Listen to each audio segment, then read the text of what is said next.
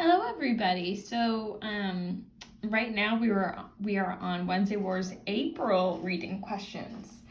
So, let's get started. Also, reminder: this will be found in the 7A support classroom, or I like this how I set up the questions better here, or you can use Mrs. Soper Stevens, whichever one you prefer. Also, don't forget to listen to the audio. That's super helpful. I just like this one better because I just broke up the questions, you see? So we know that you have to answer this question and you have to answer this question when we're answering the questions. Just a reminder. So, let's get started. So, April. Question 1. Why is Holling's name mentioned during the morning announcements? How do Holling's classmates respond to this news? So, in the morning announcements, Mrs. Sidman reads the names of 7 members of the Camillo Junior High School varsity cross country team. And a quote, she says, "We are very glad to have these 7 students represent our school, most especially Holling Hood, who will represent the 7th grade. Holling came in with the fastest time during the tryouts, almost a minute faster than any of the 8th graders on the team. We wish you all luck, boys." And so then they say, why do Holling's classmates respond to this? How do Holling's classmates respond to this news? So then a little further down, mind you, we are on page 184. It says, "This was frightening. It was kind of the stuff that makes you hope that you were never alone in a locker room with the other guys on your team. And there wasn't much help from anyone in Mrs. Baker's class. I wonder why Holling had the fastest time," said Danny after the announcements, a whole lot louder than he had to. "Could it be because he was running away from the 2 rats who were trying to eat him? That might have had a little to do with it." And then everybody says, a little.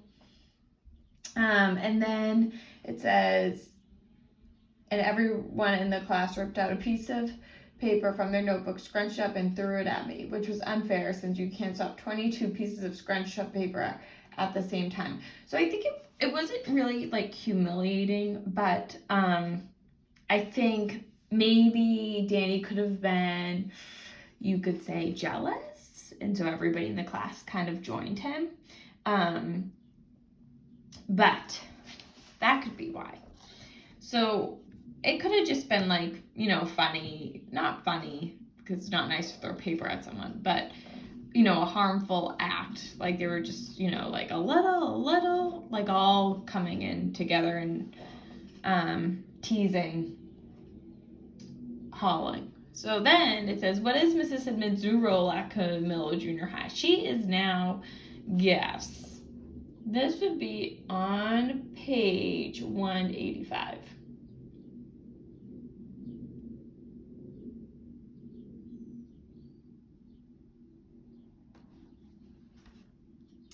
No, I'm sorry. This is on page 186, right? She's now the principal, which is cool. So she's now the principal, and then it says, what does this suggest about how she has changed since the beginning of the school year? Think back to your first impression of Mrs. Sidman in September. So Holling kind of goes, like he says that she was saying, good morning, like 300 times to students, but her arms were crossed. But think back though, and if you need a reminder, go back to the chapter in September and, how do you think she's changed, or his idea of her has changed? And then it says, what news does Hood announce about Kowalski and Associates? How does he feel about it? So he announces that they're pretty much they're out of business. And he says it in a way like, I told you this was going to happen type of thing. Which like, how do you think Holling feels? Because that's, his crush, Marilee's father's company. So it says, what does this mean for Marilee and her family, and also for Holling? So Marilee ends up telling Holling that she's moving, and Holling's like, what? And then to move in with her grandmother, with her family. So Holling, you could see, is like pretty crushed by it, but he says that him and Marilee aren't talking about it. Probably not to dwell on it. And then for 4, what does Mrs. Baker help Holling with on Wednesday afternoons during the month of April? What does this show about her? So she ends up, instead of working on Shakespeare or writing, she actually starts training Holling with track, and running and breathing exercises for running and everything. So she says that, for you to be physically in shape and also, mentally in shape goes hand in hand with one another, right? And so then that all occurs. Then we go to 5. What causes Holling's father to say, we are coming apart and stay home from work? What is surprising about his reaction? So, this was actually, so on page, let's see. So I can't really find the page right now, but in the book, it announces when Martin Luther King died, right? So Holling kind of paints out the picture where everybody was shocked. And even Holling's father was so shocked, because then the next day, riots were happening. And a lot of people were mad about this. So I think for Holling's father to stay home from work, that's shocking to all of us. That, this just shows how big Martin Luther King had an effect on everybody, that even Holling's father, who always goes to work and finds work so important, that he stayed home and watched the news and the services all the next day. So then, for 6, describe opening day for Holling. Why is Holling late to the game? So, who drives him there? What are some of the high points of his time at Yankee Stadium? Be specific. So, I'm only going to answer the first 2 ones. I'm going to go over them. And then, so, next, Holling has 2 tickets for the game. Dad's supposed to go. He's supposed to pick up Holling at 12 o'clock. Holling goes down to the principal's office, calls Dad's secretary. Secretary says, yeah, he's not showing up, pretty much. He has a meeting. He's not showing up. So Holling's obviously like, what?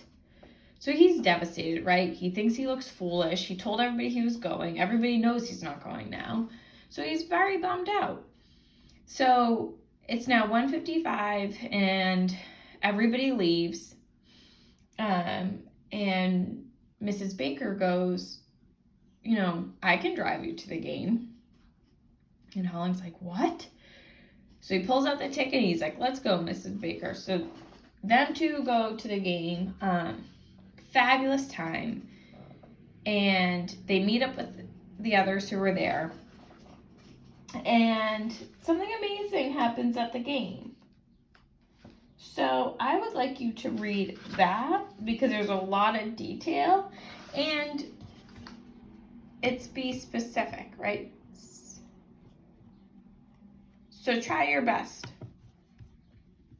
Or maybe, maybe you could you could say, when I have an example for when some of the players called Holling down with his 2 friends, and then you would see what happens. Something happens with Mrs. Baker. So then it says, why do you think Mrs. Baker stays to meet the boss at the stadium? What do you think she might be up to? So this happens right about 196, 197, and then at the top of 198. They talk about an architect. Sorry, can't talk today. Architect. What architect do we know, right? Who do you think it could be about? What do you think she might be up to? There's a lot of, I would say, think, right? I don't want to give that away because I feel like that's a really important part, and it shows,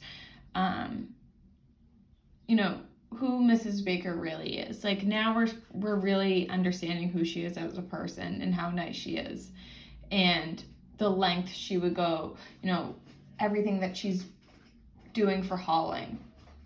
We could see how she's changing from our, first impression what Holling told us. So that is specifically on page 196, 197, 198. Talks about the whole scene. So 6 and 7, question 6 and 7, those are on those 3 pages. And then, why does Mr. Hood react to Holling's sister's decision to go to Columbia? Why do you think he says this? I think because Holling's Mr. Hood, so he has, voiced his opinion that he wants his daughter to work at, as a secretary with Holling's father.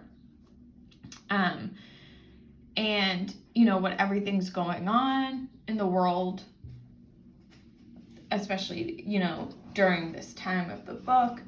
Maybe, too, do you think, Mr. Hood feels nervous about his daughter going to college with everything going on? Or do you think it's more and he's protecting her? Or do you think he's saying this to, have her work for him and that just be it? It's more of a selfish thing. He needs a secretary and his daughter's there, so that's what's going to happen. So what do you think? There's, different ways to, that you could think about that. So then 9. Describe what happens during Danny's race. How is he doing for most of the race? What really happened during the final lap? Hint. What does Holling imply that 8th grade runners might have done?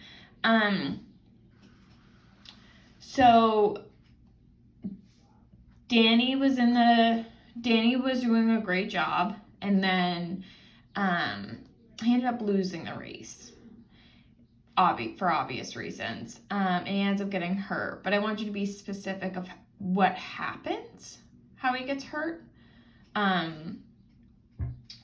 So then for 10, and that is on, if these are that's on 204, 205. 10, describe what happens during Holling's race. What is he able to do after Mrs. Baker gives him some words of motivation?